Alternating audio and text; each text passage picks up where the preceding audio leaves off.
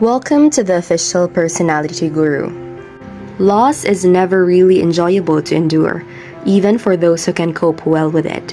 Having to deal with losing something or someone can be one of the most painful experiences.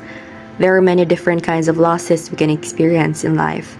Sometimes, this is death, and other times it is simply a change that forces us to lose something meaningful. Whether it be a small loss or something major, experiencing letting go of something so important to you can be truly painful, and for some it is overwhelming. Each person has their way of processing these feelings. For some, the idea of letting go hits them much harder, and for others, it is something they seem to handle much better. When experiencing grief, INTJs tend to look inwards first. They often want to detach from the world and get a way to process things on their own. They can have difficulty processing the emotions they're dealing with, and may find themselves trying to apply logic to the situation so they can move on. Today, let's talk about INTJ loss and how INTJ copes with the many forms of loss, Part 2. Before we start, make sure to subscribe to the Official Personality Guru and ring the bell icon to get regular updates on our latest uploads. And if you like this video, click the thumbs up button and share it with your friends. Accepting loss. For the INTJ, accepting loss is often the simplest part of the process. As they are logical people, they don't try to deny what has happened. Instead, they realize that death and loss are inevitable parts of life. They expect to lose things and people throughout their lives, so accepting when it happens is not the hard part for them. INTJs will be able to recognize what they have lost and will search for ways to keep moving forward. They often approach this from what appears to be a more clinical mindset. Even when others around them are emotional and struggling, the INTJ can be rather stern about their emotions, and so they don't express them in ways that people can understand or relate to most of the time. Even if the INTJ is upset, that doesn't mean they're going to struggle to accept the reality of what has happened. They can logically see what has occurred, and even process the most strategic ways to move forward and pull things back together.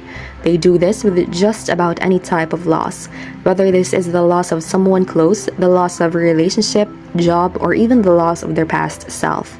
INTJs are not unaware of this and don't try to deny it, but they do often focus more on the practical aspects.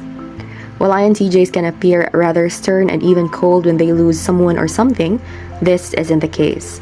INTJs do sometimes struggle to accept their own inner emotions, striving to remain focused on problem solving and moving forward.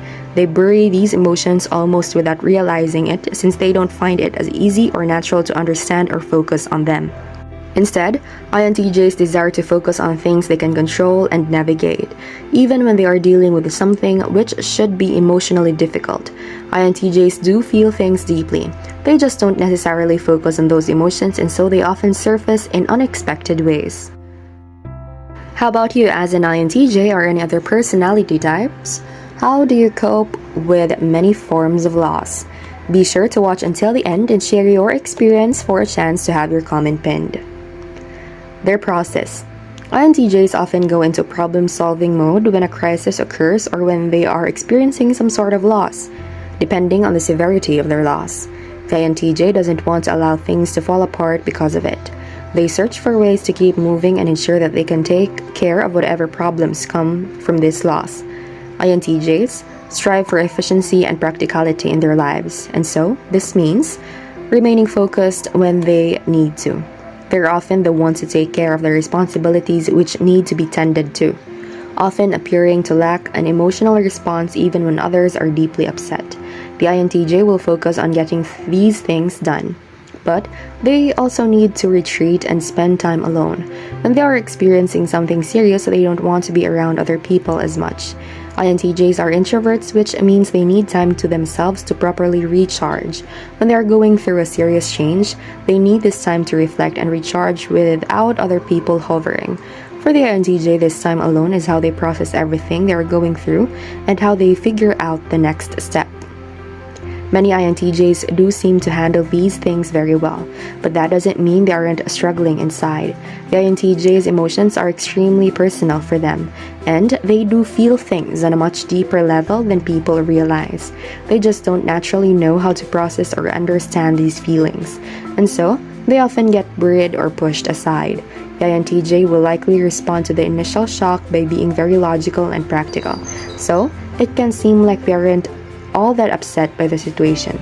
In truth, those emotions often come to play later down the line, causing the INTJ to be grumpy or moody around others.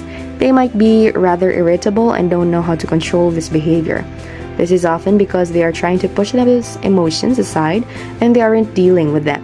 The INTJ who doesn't try to process or understand those feelings is likely to never fully heal from them. When they lose someone they truly love, the INTJ will probably experience waves of those emotions years later, and might even struggle to discuss this loss with others. Before we continue, if you enjoyed the video, make sure to give us a like and share it with your friends.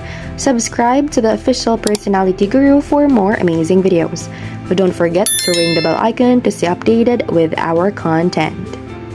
Moving on.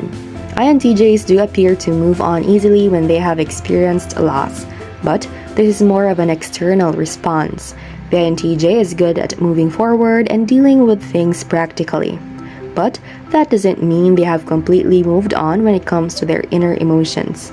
For the INTJ to fully move on when they have lost someone or something important to them, they need to find a way to process these emotions and express them more openly. This is something that can be very challenging for INTJs since they don't find it natural to focus on their feelings or express them to others. If ever you have INTJ preferences or are close to people who do, I hope these insights from life experience and research are helpful to you.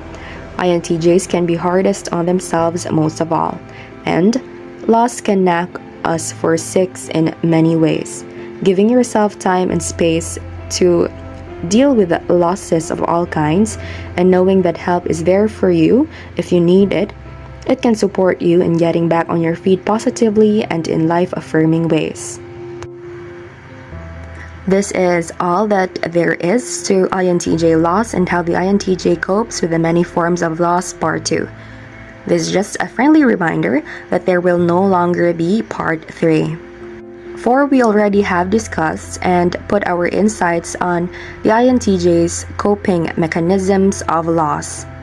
But if you have anything on your mind that you want to add to, we just recently said in the video, make sure to scribble them in the comment box below for a chance to have your comment pinned.